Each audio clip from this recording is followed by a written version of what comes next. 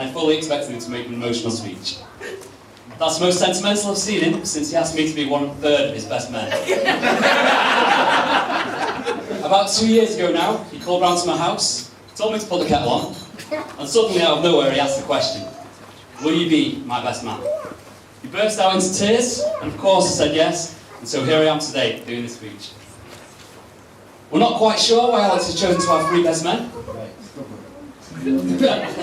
Those old friends. Obviously, he knew we wouldn't be able to do it on our own.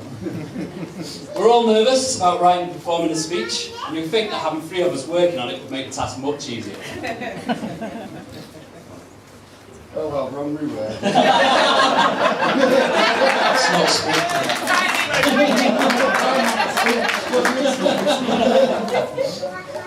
Anyway. Long before any of us knew Alex, it turns out he was a musical Cockney choir boy.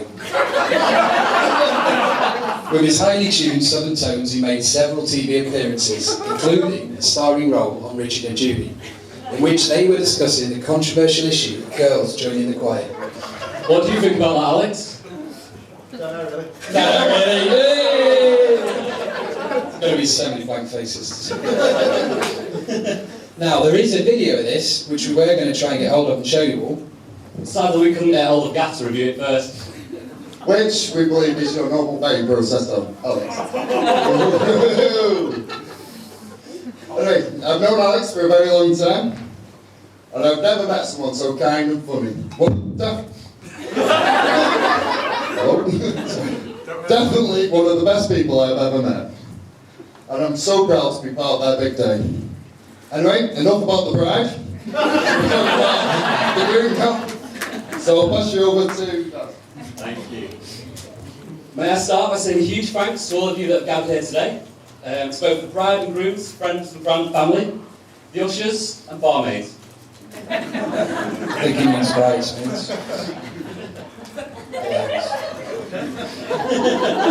We would like to thank the bride and groom for the beautiful coupling they brought us and the amazing gifts.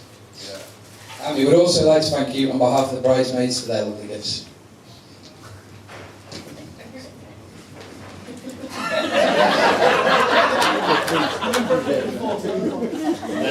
Start there. Which one's low?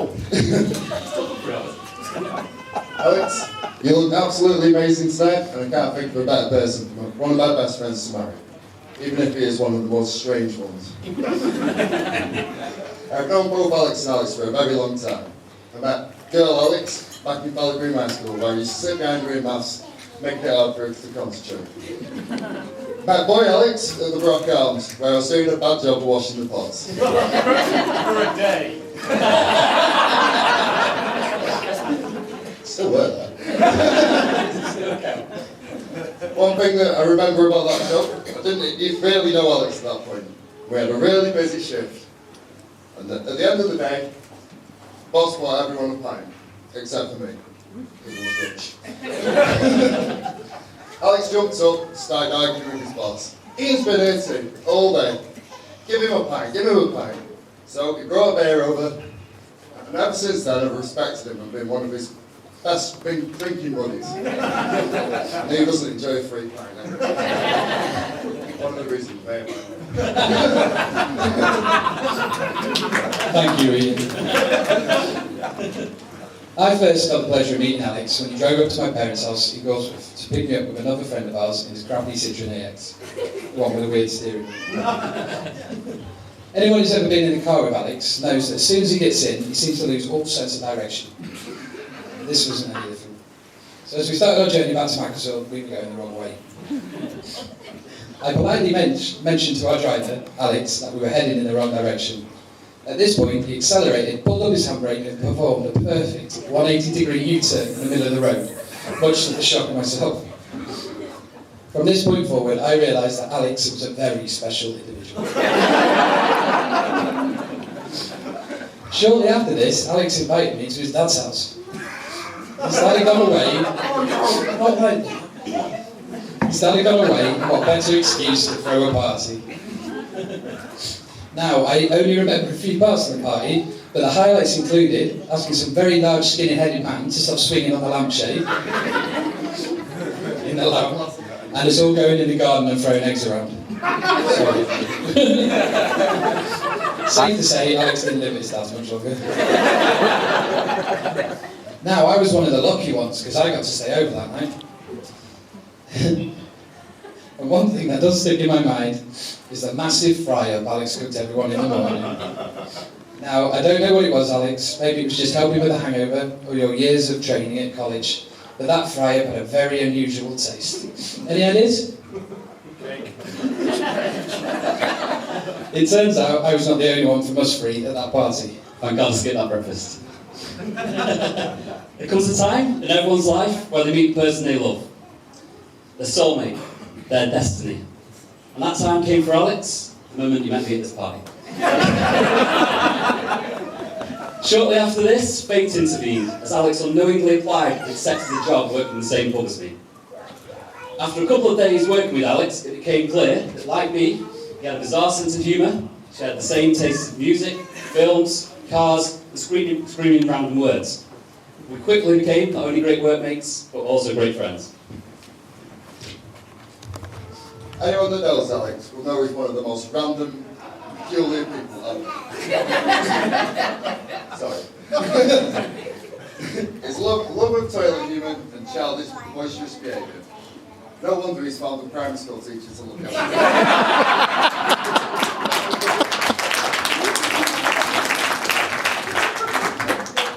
Quite a few years ago, me, Alex, and this one here, Slater, decided to go to a music festival in Ireland. Bet you do that. The first night, we stayed in Dublin. We had a night out, and then decided to sleep in an underground, multi-storey car park. That was definitely a scary and a horrible, uncomfortable night. And it wasn't made any better in the morning by brushing his teeth on a busy main road using lager as mouthwash.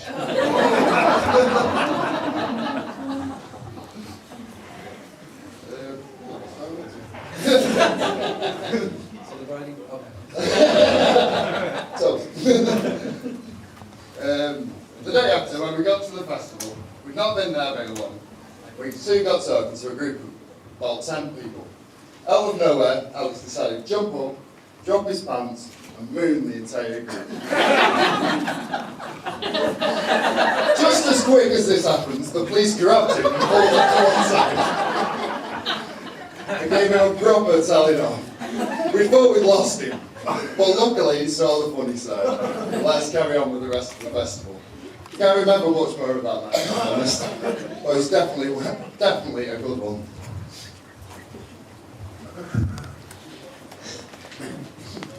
Being the special individual that Alex is, when it came to his 21st birthday, we knew we had to get him something as individual as him.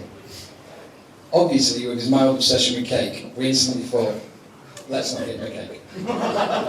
Whilst on a shopping trip with my then housemate, we got some very strange looks from the young girl on the Tesco's cheese counter when we asked her how much it would be to buy an entire Edam cheese. With a number 7 candle stuck in the top and happy birthday crudely carved into the wax, we presented Alex with his happy 21st birthday Edam. Okay, I have many stories I can tell you about Alex, including exposing his tackle to the manageress of the pub. That was your fault.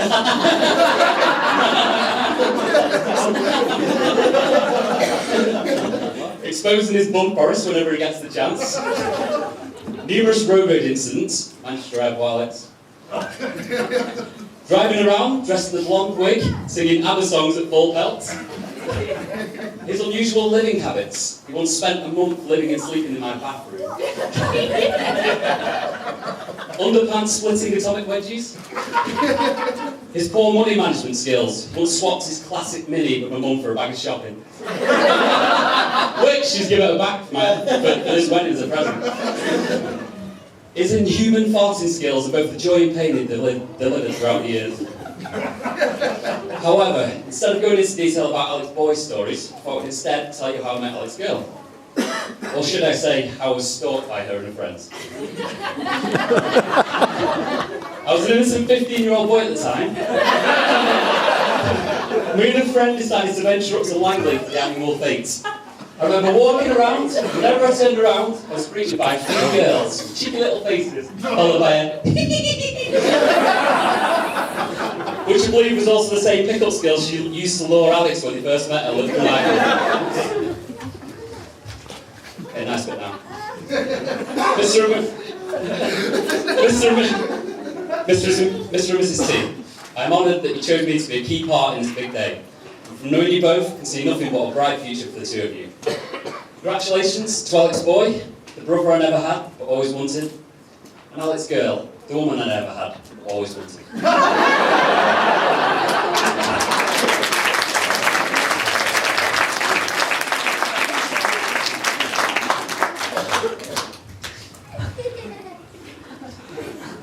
Right.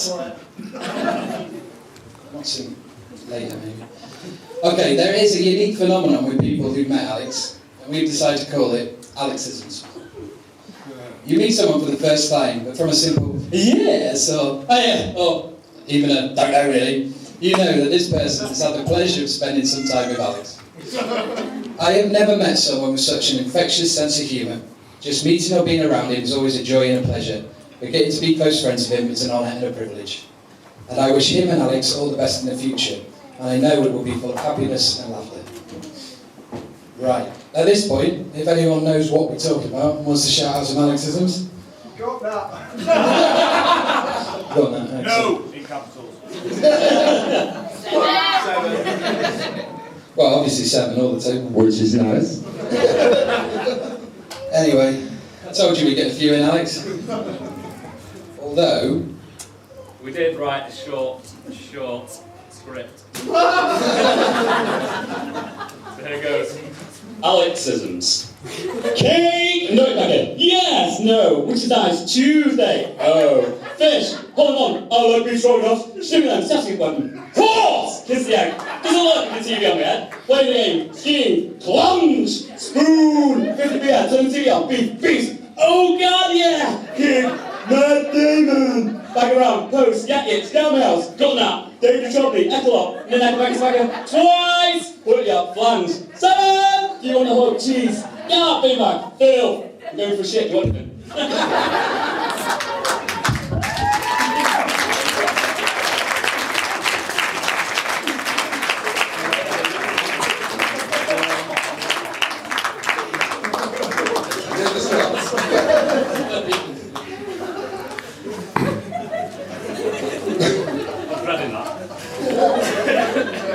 Got a few more in there, so.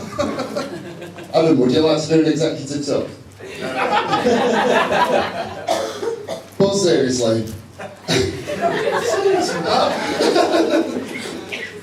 Alex and Alex are 2 of my closest and most amazing friends. I have the greatest respect for both of you, and I hope you live happily and long together. No.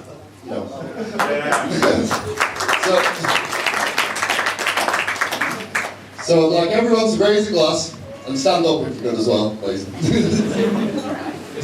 Now. To Alex and Alex, the bride and groom. Alex and Alex.